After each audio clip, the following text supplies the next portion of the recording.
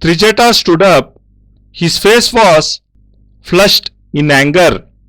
Accepting Bhairava Aghoris and Kapali Baba's challenges, he said, I am personally not competent to accept Kapali Baba's challenge, but Srimali will definitely accept it and give an adequate reply. I have full confidence in him and his knowledge.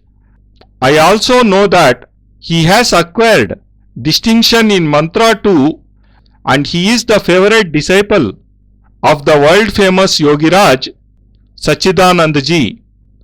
Under the name of Nikhileshwarananda, he has practiced and mastered all krityas, and the tantric community is familiar with his name, which he changed after he returned to domestic life.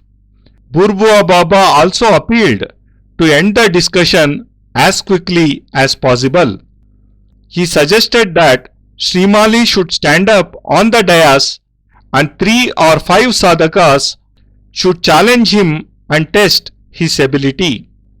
As he spoke, he pulled up Srimali by the hand and made him stand on the dais. All along, there was a lot of hustle and bustle among the Aghoris and Tantrics, but several of them were silenced at the mention of the name Nikhileshwarananda, as they were familiar with it and had heard quite a lot about his achievements.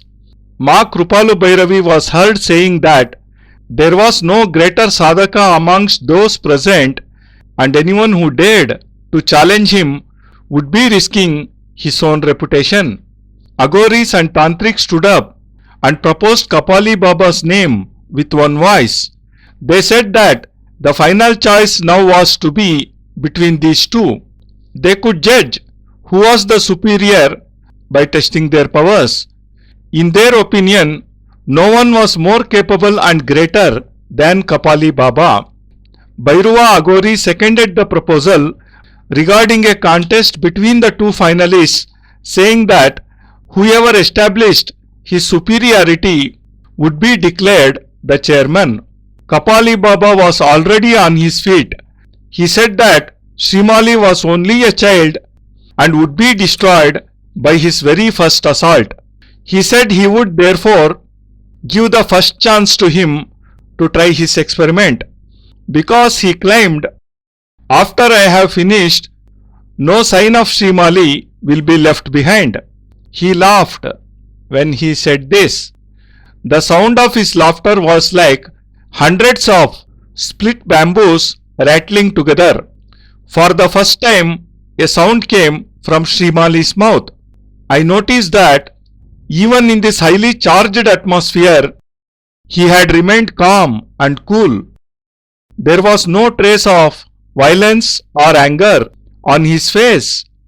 Accepting Kapali Baba's challenge, he said, Kapali Baba is a respected person for me, but it would be better for him to shed off his arrogance. He depends completely on his krityas, but he should remember there can be others too who have mastered 64 krityas. Smiling, he said, let not Kapali Baba have any kind of illusion. He can do no harm to me, let alone my annihilation. I am prepared to accept any challenge, not only from Kapali Baba, but all the Aghoris and Tantrics present. I am not clamoring for the chairmanship, or I should say, I am not doing all this because I am keen to be the chairman, but I am present here on this dais to accept the challenge of the futile arrogance of other Tantrics and Aghoris. I am present here to challenge their ego. Several Aghoris were standing up now. They said that Kapali Baba was the most superior of them all, and defeating him would amount to defeating them all. Tantrics also supported this opinion and said that the contestant on their behalf was Kapali Baba. Srimali made Burbua Baba sit in one spot on the dais. He stood in the center. In the middle of the assembly, in the form of Kapali Baba, stood a fierce and giant-like figure. There could be no comparison between the two. Here was an ordinary and simple-looking sadhaka, and there in the middle was the huge, fearful egotist. I was not sure that the man on the dais would be able to challenge Kapali Baba. I had heard that even the Himalayas would be blown off into pieces like cotton wool if Samharini Kritya is aimed at it. How was this man going to face it? He will surely cease to exist within a moment. Some tantrics were happy, thinking that Trijata Agori would have to eat his humble pea, since it was they who had suggested Srimali's name. His defeat, therefore, would indirectly mean their own defeat. Apart from that, Trijata Agori had admitted that he had no knowledge of Samharini Kritya. Even his knowledge, therefore, would not be able to help him. The entire atmosphere was strange, and all of us feared that something terrible was about to happen. Most of us felt that Trijata had made a scapegoat of Srimali, and that Kapali Baba would finish him in his first assault. Since most of the sadhakas present knew of Kapali Baba, his siddhi and his anger, no one had the courage to face him. At that moment, Srimali challenged Kapali Baba, saying, "It's your ego which makes you think that I will be destroyed by your first blow. This is your illusion. You are old, therefore you should be the first to strike. You are welcome to try your deadliest experiment on me, so that you have no regrets left." Kapali Baba was inflamed with anger, and showering abuses he said, "How dare you challenge me? If that is what you want, watch out." Srimali was standing on the dais. There was a stunned silence in the assembly. Even the sound of a needle dropping on the ground could have been heard.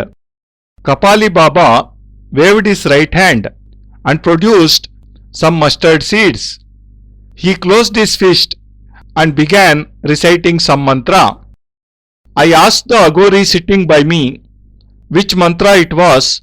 Trembling, he said that Baba was trying the Samharini Kritya, and that it was sure to reduce Srimaliji along with the dais he was standing upon to ashes. It is not possible even for the greatest of tantrics and sadhakas to withstand it. At that moment, there was a deafening, thundering sound.